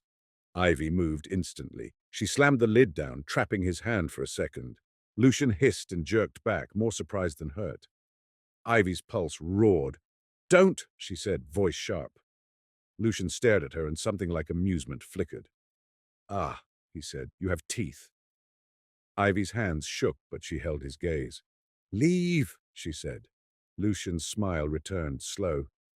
"No," he said gently. "I think I'll follow you instead." Gideon stiffened.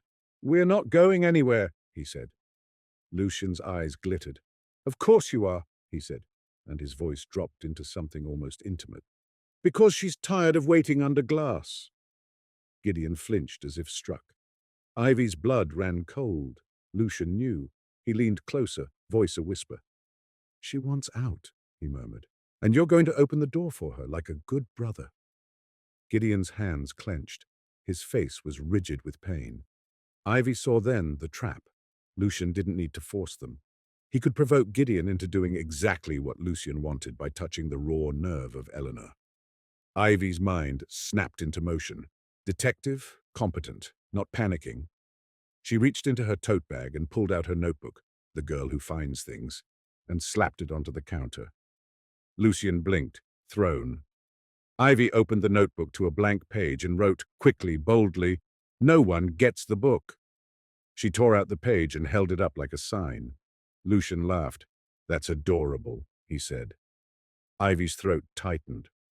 "I'm not negotiating," she said, and surprised herself with how true it felt. Lucian's eyes narrowed slightly. "You think you can write rules?" he said softly. "I can try," she said. Lucian stared at her for a moment longer, then smiled as if indulging a child. "Very well," he said. "Try." He stepped back, spreading his hands. "Go," he said. "Run into your tunnels. I'll enjoy the chase." Gideon's jaw clenched, hatred bright in his eyes. Ivy grabbed Gideon's sleeve under the counter, hard enough to hurt. "Now!" she hissed. Gideon hesitated, eyes locked on Lucian as if leaving meant surrender. Ivy tightened her grip. "You said you'd do it," she whispered fiercely. "Do it!" Gideon's face twisted. Then he nodded once, sharp. He moved. He opened the back corridor door, ushered Ivy through. They moved fast, slipping into the narrow alley behind the shop that led toward the underground entrance nearby. Lucian didn't follow immediately. He let them go, like a cat letting a mouse run to feel clever. Ivy's breath came hard. Her boots splashed in shallow puddles. Gideon's hand was iron on her elbow. They reached the underground entrance at Leicester Square, crowded, bright, ordinary. Commuters flowed down the steps without looking at each other. Ivy's heart hammered. It felt obscene to carry a secret library's key stamp and a talking paperback into a place where people worried only about delays. Gideon leaned close, voice urgent. "Stay near me," he hissed. They descended into the station.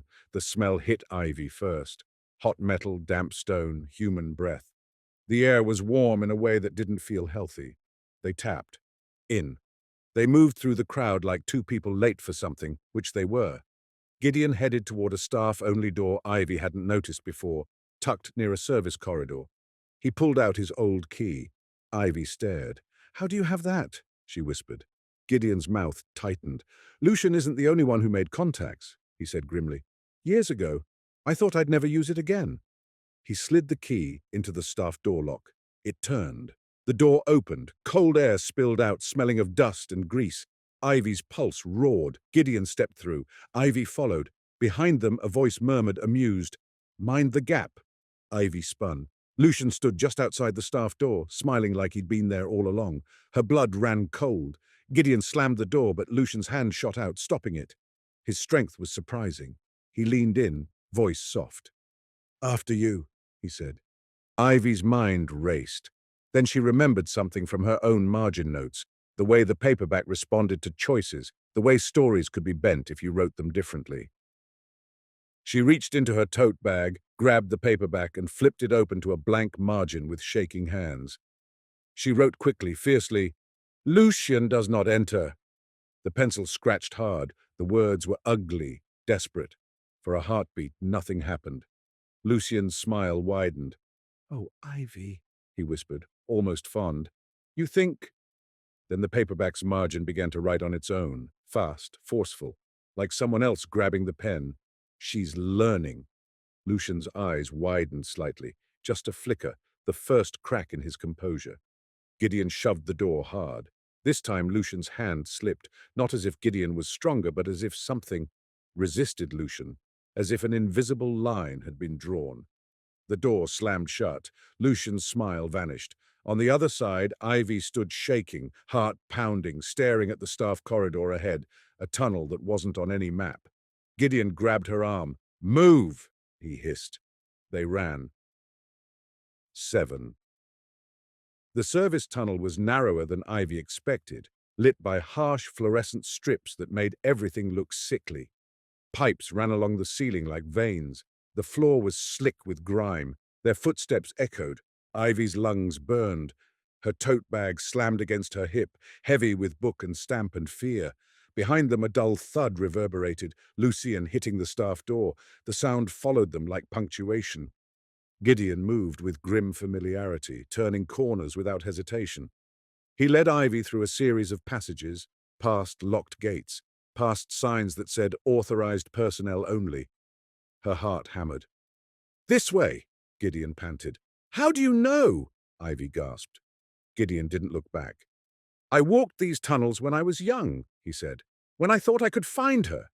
Ivy's throat tightened. They reached a metal gate. Gideon pulled out another key, modern this time, and unlocked it. The gate swung open with a creak. Beyond, darkness. Gideon clicked on a torch, its beam cutting the black. The air changed. It smelled older here, less maintained. Dust, rust, something damp and mineral. They stepped through, and Gideon locked the gate behind them. Ivy's breath shook. "Will that stop him?" she whispered. Gideon's voice was grim. "No," he said. "It will slow him." They moved deeper. The tunnel sloped slightly downward. The temperature dropped. Ivy's skin prickled. They reached an old platform, abandoned, bricked at one end, the tracks disappearing into darkness at the other. Posters on the wall were faded ghosts, advertisements for shows long closed. Ivy stared, awe and fear twisting together. "This is real," she whispered. Gideon's voice was tight. "Yes," he said, "London keeps its old bones." He led her to a section of wall where the tiles had been removed, exposing rough stone. In the center was a metal hatch low to the ground. Gideon knelt, hands shaking. He pulled out the stamp from his coat pocket, the fox and key press wrapped in cloth. "We brought it," she whispered. Gideon nodded. "We return it," he said, voice harsh. "We close the claim." Ivy's heart pounded. "And Eleanor?" she asked. Gideon's face twisted with pain. "I don't know," he whispered. "I don't know what we're doing." Ivy looked down at the paperback. She pulled it out, flipped it open with shaking hands. The margin wrote, slow and steady now, as if calming them. "This is the door. Don't panic." "How do we open it?" she whispered. Gideon's hands clenched around the stamp. "With the key," he said grimly. Ivy frowned. "But you said the key we need isn't a key." Gideon looked at her, eyes fierce. "The return," he said. He placed the stamp against the hatch. The fox and key emblem aligned with a faint indentation on the metal, as if the hatch had been made to receive it.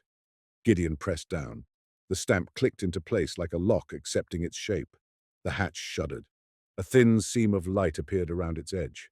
Not electric light, not torchlight. Something pale and shifting like moonlight on water. Ivy's breath caught. The air near the hatch smelled suddenly like paper, fresh paper, as if a book had just been opened. Gideon's hands trembled. "Eleanor," he whispered. From the seam a voice breathed. Not in sound exactly, but in sensation. A familiar tug in Ivy's chest, like a line of dialogue she'd almost forgotten. Then, from her tote bag, the paperback's pages fluttered on their own. Pencil began to write furiously, lines appearing in margins without pause. "Don't let him in. Don't let him in. Don't let him—" A crash echoed down the tunnel behind them, metal on metal, a gate giving way. "Lucian," Gideon swore. "He's here," he hissed. Ivy's heart slammed. "What do we do?" she gasped. Gideon's eyes were wild. "We finish," he said. He grabbed Ivy's hand and pressed it onto the stamp, forcing her palm against the cold metal. Ivy flinched. "What?" Gideon's voice was fierce. "Return it," he snarled. "Return the claim. Return the authority. You're the one it thanked. It's bound to you now." Ivy's throat tightened. "How?" she cried. Gideon's eyes locked on hers. "Say it," he said. "Like a receipt. Like a promise." Ivy's breath shook. She stared at the hatch seam of shifting light. Behind them, footsteps rang, too close. Lucian's voice echoed down the tunnel, warm as ever. "Gideon, Ivy! You found such a charming corner of the city. How intimate!" Ivy's pulse roared. Gideon hissed, "Now!" Ivy swallowed, voice trembling. "I return this," she whispered. The seam of light brightened. Lucian's footsteps quickened. Ivy's voice steadied, surprising herself. "I return the fox with the key," she said, louder. The air around the hatch thickened, smelling of ink and rain and underground stone. Lucian's voice sharpened. "No," he said, a crack of real anger. "You don't understand what you're doing." Ivy clenched her hand on the stamp. She thought of the shop, of marmalade, of Gideon's grief, of her own desire to be more than passive. She thought of the phrase, silly and ominous. Mind the gap between stories. "I return it to the gap," she said, voice firm now. "Between stories, between stations, between what you own and what you don't." The seam of light flared. The hatch vibrated under her palm like something alive. Lucian appeared at the mouth of the abandoned platform, coat flaring, eyes bright. He looked almost handsome in the harsh light, like a villain written by someone who admired him. He saw the stamp, his face sharpened with hunger. "You," he breathed at Ivy, as if she were a rare book he wanted to possess. "You can write." Ivy's throat tightened. "I can choose," she said, and surprised herself again. Lucian stepped forward. "Give it to me," he said softly, "and I will give you every story you ever wanted. I will make you the author instead of the assistant." Ivy's chest tightened. The offer hit like temptation tailored to her. Every story you ever wanted. She thought of her notebooks, of the quiet ache of being unread, of wanting her words to matter. For a heartbeat she wavered. Then she looked at Gideon, at his face twisted in pain and love. And she realized Lucian didn't understand stories at all. He understood control. He understood possession. He didn't understand why Ivy wrote in the first place. She swallowed. "No," she said. Lucian's smile vanished. "Then you're a fool," he said, and lunged. He moved fast, hands outstretched toward the stamp. Gideon slammed into him, shoulder first. They collided, staggered. Gideon grunted, pain flashing. Lucian's hand brushed Ivy's wrist, cold, elegant fingers. Ivy flinched. Panic surged. The paperback in her tote bag fluttered wildly, pages rustling like frantic birds. The margins wrote hard and urgent, "Now, close it." Ivy sucked in a breath. She pressed down on the stamp with everything she had. "I return it," she shouted, voice cracking. "I return it and I close it." The seam of light surged, then snapped shut like a book slammed closed. A shockwave of cold air blasted outward. Lucian screamed, not in pain but in fury. As the force shoved him back, he hit the tiled wall, breath knocked out. Gideon collapsed to his knees, gasping. The stamp under Ivy's hand went suddenly dead, heavy metal again. The hatch was closed, seam gone, ordinary. Ivy's breath came in sobs. Silence filled the tunnel, thick and stunned. Lucian's voice broke it, low and venomous. "You have no idea what you've done," he hissed. Ivy's hands shook. She looked at him, fear and defiance tangled. Gideon struggled to his feet, leaning on the wall. His face was pale. His eyes were wet. "Eleanor?" he whispered, voice breaking. No answer came from the hatch, only the distant hum of trains on active lines, a reminder that ordinary London still existed above them. Lucian laughed softly, cruel. "Oh, Gideon," he murmured. "You closed the door on her again." Gideon's face twisted, agony raw. Ivy's stomach dropped. "No," she whispered. "No, we returned it. We closed Lucian out." Lucian's eyes gleamed. "You closed everything," he said softly. "You sealed the gap." His smile returned, slow. "Do you know what happens when a story has no gap left to breathe in?" Ivy's throat tightened. "What?" she whispered. Lucian's voice was almost tender. "It breaks," he said.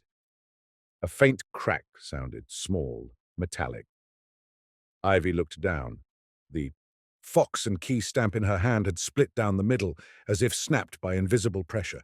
The emblem itself was fractured, the fox's mouth parted, the key broken. Ivy's breath hitched. Gideon stared, horror on his face. "No," he whispered. Lucian's smile widened. "You returned it," he said softly. "You did exactly what it asked." Ivy's blood ran cold. The paperback in her tote bag shifted. She pulled it out with shaking hands, opened it. The margins were blank, all the pencil notes gone. The pages were clean, ordinary crime novel text, marching on without whispering. Ivy's breath shook. "No," she whispered. She flipped frantically, searching for the notes. Nothing. The book was just a book. Lucian watched, eyes bright with satisfaction. "It's quiet now," he said. "Isn't it?" He leaned closer, voice a caress. "You've made it quiet." Ivy's chest tightened. Panic surged. Had she been played? Had the book manipulated her into sealing itself, into breaking the stamp, into closing the gap? Gideon's face was ashen. He sank to the platform bench like an old man, hands shaking. "Eleanor," he whispered, broken. Ivy's eyes burned. She looked at the hatch. Ordinary, closed, nothing. Lucian straightened, dusting his coat as if the drama were done. "This isn't over," he said lightly. "You've just moved the chapter break." His gaze locked on Ivy. "And you," he added softly, "are now far more interesting than a shop assistant." Ivy's stomach turned. Lucian turned to leave. "See you in the next story," he murmured over his shoulder, and walked away into the service tunnel like he owned it. Ivy stood shaking, stamp pieces cold in her hands, paperback blank in the other. She felt as if the world had been edited around her. Gideon's voice was a whisper. "We've lost it," he said. Ivy swallowed hard. "Maybe not," she said, though she didn't know why. It felt like stubbornness, like refusing an ending. Gideon looked up at her, eyes hollow. Ivy stared down at the paperback again, desperate. There was no writing. Then, as if hearing her desperation, a single line appeared, not in the margins, but faintly on the inside cover beneath the fox and key bookplate stamp. The stamp itself looked paler now, like a ghost of a mark. But the penciled phrase was darker than before, written in fresh graphite, "Mind the gap between stories." Ivy's throat tightened. Below it, in small letters, a new line formed, so faint she almost missed it. You returned it. You didn't destroy it. You moved it. Ivy's breath caught. She looked at Gideon. It's not gone, she whispered. It's elsewhere. Gideon stared at her, disbelief flickering. And it thanked me, she said, voice shaking, for saving us. Gideon's jaw clenched. At what cost? He whispered. Ivy looked at the broken stamp in her hand. The fox's mouth parted. The key snapped. She didn't know. But she knew this. Bramble and Company still existed. Lucian hadn't gotten what he wanted. The gap had shifted, not vanished, and the book had made her choose. Ivy looked down at her own notebook in her tote bag, its title glaring. The Girl Who Finds Things. She swallowed hard. She had found something, all right. Now she would have to become the kind of person who could keep it from being taken. Ivy reached down and helped Gideon to his feet. Let's go back, she said softly. We'll open the shop tomorrow like nothing happened. Her voice steadied. And we'll start looking, properly. Gideon stared at her. Looking for what? He whispered. Ivy's eyes hardened. For the book that writes back, she said. For Eleanor. For the new place the gap went. She swallowed. And for who sent that parcel? Gideon's eyes narrowed. Someone wants Lucian distracted, he murmured. Ivy nodded. And someone knows I can write rules, she said, voice quiet. Gideon's face tightened. That's not a gift, he whispered. It's a weapon. Ivy looked down at the penciled warning again, mind the gap between stories. She felt the truth of it now, not a joke, not a sign, but a map. Then I'll learn to use it, Ivy said. They climbed the stairs back toward ordinary London. Above, trains ran on schedule. People complained about delays. Station announcements chirped, cheerful and blind. No one looked at Ivy and saw a girl carrying broken stamps and blank paperbacks. No one knew she had just stepped into the first page of something bigger. But Ivy felt it in her bones as she emerged into daylight. The gap between stories had moved. And somewhere in London, between shelves, between stations, between tomorrow and yesterday, someone was turning a page.